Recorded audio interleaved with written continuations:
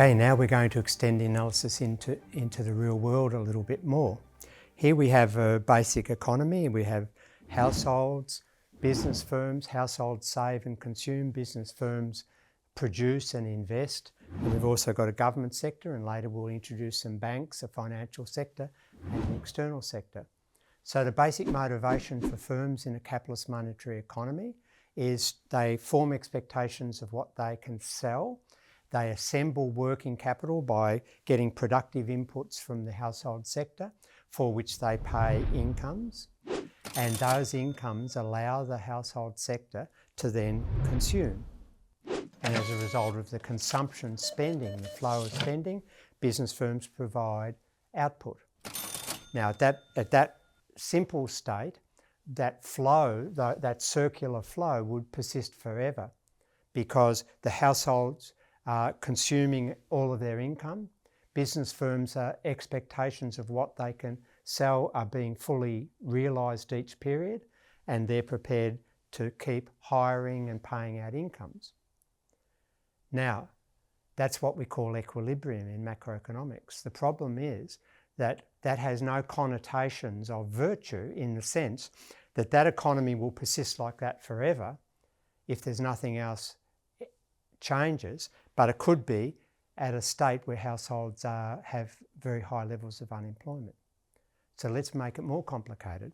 Let's say the government now comes along and levies a tax, and the households then have to pay a tax to the government out of their income.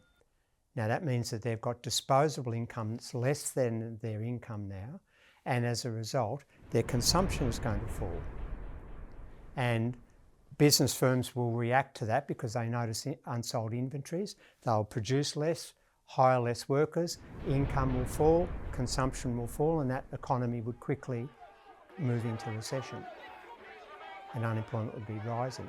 Now, to offset that, the government has to at least spend exactly the amount that's taking out in taxes for the lost consumption spending to be replaced by government spending.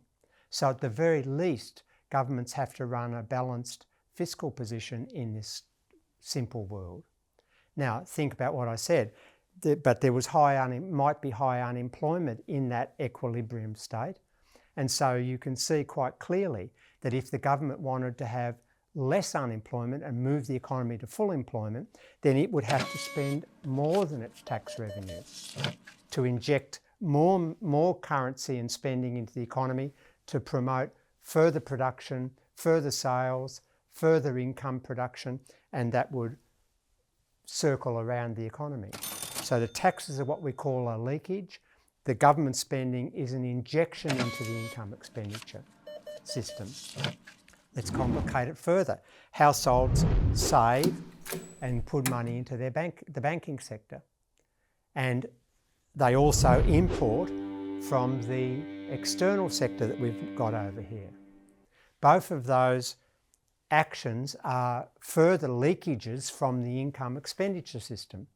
And if nothing else happened, then that economy would quickly go into recession, because the income that was being produced, more of it's now getting lost and not being recycled back to the firms. And so fortunately we can identify some more offsetting injections in the form of business firms borrowing from banks and investing in productive machinery, in technology, etc., and injecting investment spending into the economy. And also we receive export revenue from the rest of the world buying production that we've produced locally. And so those injections then can be seen as offsetting those leakages from the system.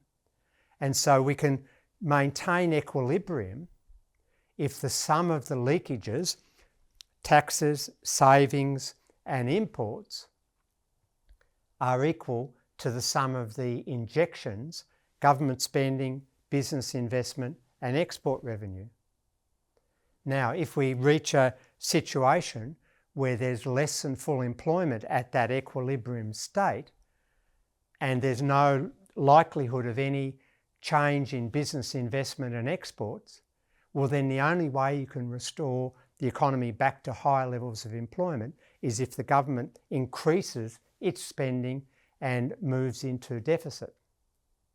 So this now reinforces your understanding on why an economy can endure mass unemployment. Mass unemployment arises not through the fault of the unemployed, but because there's insufficient spending in the economy overall. It's a macroeconomic problem, a systemic failure to create enough jobs. And it's because business firms are not anticipating sufficient sales for them to hire the workers that are in need of work and want to work. So the only way an economy that's enduring mass unemployment can get out of that dilemma, given the non-government spending flows, the consumption, investment and export revenue, is for the government to increase its spending relative to its taxation. That's the only way an economy can move towards full employment under those conditions, and those conditions are the typical conditions we encounter in the real world.